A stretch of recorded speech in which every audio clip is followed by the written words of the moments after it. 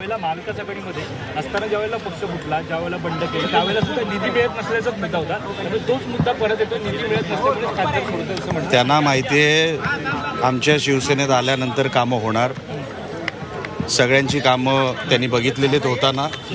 त्यांनी अनुभव घेतला असेल, त्यांचे ओळखीचे असतील, संपर्कात असतील आणि जिथे कामं होतात तिथे येणं काही साहजिकच आहे. गेल्यानंतर कामं होतात असं त्यांचं म्हणणं आहे. तर सत्तेत यावं लागलेलं आहे त्यांना, म्हणजे विरोधी बाकावरच्या लोकांची कामं होणारच नाही का? त्यांच्या मतदारसंघात कामं होणारच नाही का?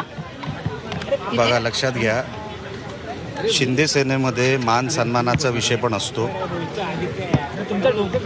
त्यांचं जिथे ते पक्षात होते त्यांना तिकडे काय मान सन्मान मिळत नव्हता. त्यांचं कोण ऐकून घेत नव्हतं, त्यांच्या कोण संपर्कात नव्हतं, नेते भेटत नव्हते. हा सगळा विषय आहेच ना.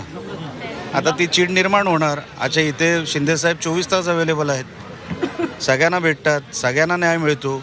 माझ्यासारखा माणूस 10 वर्ष जो प्रक्रियेच्या बाहेर होता, आज आमदार झाला ना शिंदेसाहेबांमुळे. हा सगळा विषय असतोच ना. माना सन्मानाचा पण विषय असतो. कामं तर झालीच पाहिजे. इतर पक्षांमध्ये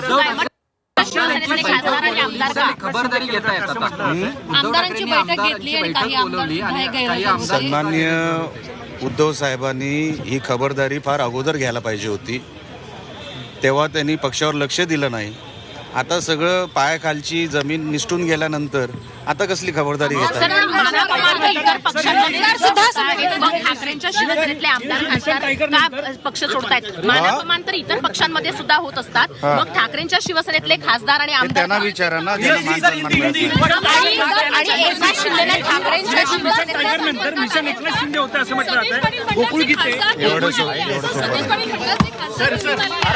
राष्ट्रवादीच्या मतांवर निवडून आलेले आहेत. हिंमत असेल तर त्यांनी राजीनामा द्यावा आणि मग निवडणूक सतीश पाटील काय राजीनामा देऊन मग त्यांनी पुन्हा निवडणूक लढवली. त्यांच्या बोलायला काय महत्व नाही.